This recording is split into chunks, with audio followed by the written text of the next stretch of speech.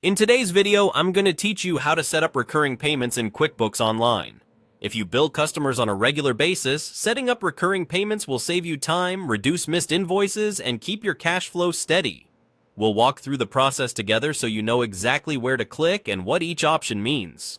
First, go to QuickBooks Online and sign into your account. Once you're on the dashboard, make sure you're in the right company file if you manage more than one. Having your customer details and pricing handy will make this even smoother. Next, head to the sales area from the main navigation. This is where QuickBooks organizes everything related to customers, products and services, and payments. If your menu looks a little different, it may be due to your user permissions or an updated layout, but Sales is typically on the left sidebar. Within Sales, look for Recurring Payments. This section is designed for subscriptions or any invoice you charge on a schedule.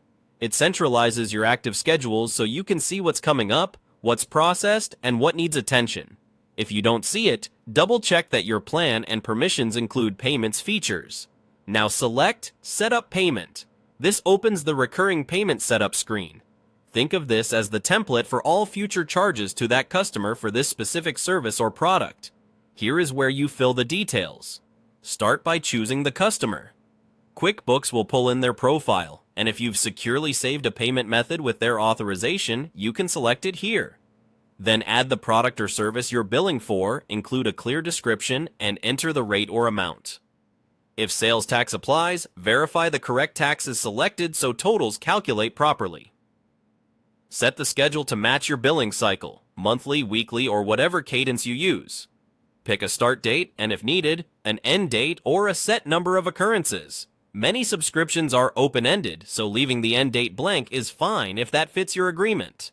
Choose the preferred processing day to align with your customer's billing expectations.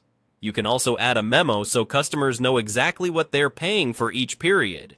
Before finalizing, review everything carefully. Customer, payment method, amount, tax, and schedule. Make sure you have customer consent for automatic charges and that the currency and time zone are correct for your business.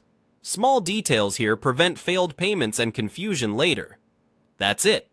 With the details in place, your recurring payment will run automatically on the schedule you set, and you'll save time every billing cycle.